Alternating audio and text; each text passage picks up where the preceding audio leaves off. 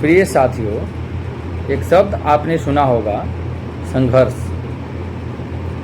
ये शब्द सुनने में बहुत छोटा लगता है, वास्तव में ये इतना छोटा है नहीं, क्योंकि संघर्ष का दूसरा नाम ही जीवन है और किसी का जीवन इतना छोटा तो होता है नहीं। संघर्ष का अर्थ होता है किसी ऐसी चीज़ को हासिल करने या उससे निपटने के लिए ज़्यादा से ज़्यादा कोशिश करना जो बहुत मुश्किल हो, और लगभग हर किसी के जीवन में कमोबेश संघर्ष होता ही होता है। किसी के जीवन में कुछ अधिक ही संघर्ष होता है। हम लोगों का ज़िंदगी संघर्ष में ही बीत रहा है और बीतता आ रहा है। कहा गया है, संघर्ष में आदमी अकेला होता है, सफलता में दुनिया उसके साथ होती है। मैं कहता हूँ कि संघर्ष में अकेला होना भी चाहिए, क्योंकि भीड़ व्यक्ति के पहचान को गुमनाम कर देती है। पहचान तो अकेले के दम पे ही बनानी चाहिए। साथियों, संघर्ष की कहानी कुछ ऐसी है कि बिहार में एक जिला है गया। गया जिला का एक गांव है जिसका नाम है गहलोर। वहाँ एक व्यक्ति थे, दशरथ मांझी।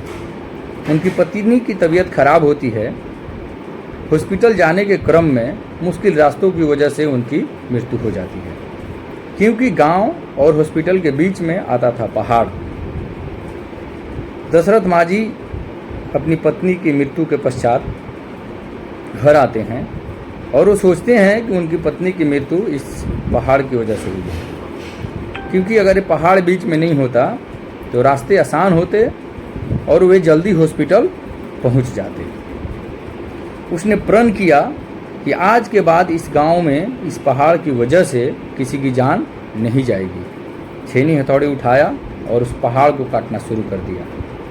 उन्होंने सोच लिया कि जब तक तोड़ेंगे नहीं तब तक छोड़ेंगे नहीं, लेकिन बीच बीच में बहुत सारे लोगों ने उन पे तरह तरह का व्यंग किया।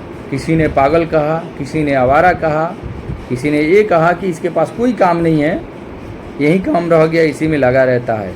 इन सारी व्यंगों को सुनने के बाद भी दशरथ मांझी संघर्ष से कभी पीछे हटे नहीं। उस पहाड़ से तब तक लड़े जब तक उसको तोड़ के हटा नहीं दिए। आज वह दशरथ मांझी पूरे देश में पर्वत पुरुष के नाम से जाने जाते हैं। उनके नाम पे हमारे फिल्म इंडस्ट्री के भी कुछ लोग आए और एक फिल्म बनाए जिसका नाम मांझी द माउंटेन मैन है। आप देख सकते हैं उनकी संघर्ष की कहानी को। आज वो रास्ता पूरे गांव के लिए मुश्किल रास्ता को आसान कर दिया है। ये एक उदाहरण था आपको बताने के लिए कि संघर्ष कभी भी अकेला ही किया जा सकता है। भीड़ में जब भी आप सोचेंगे संघर्ष करना तो भीड़ आपके पहचान को गुमनाम कर देगी। इसलिए पहचान बनानी है तो संघर्ष अकेला कीजिए। एक श्री कृष्ण जैसा मित्र रखिए जिसे थोड़ा बहुत सलाह मशवरा कीजिए और अपने लक्ष्य को हासिल करने के लिए, उन मुश्किलों को तोड़ने के लिए संघर्ष करना शुरू कीजिए। जितना बड़ा संघर्ष होगा उतनी बड़ी सफलता आपको मिलेगी, ये सुनिश्चित है।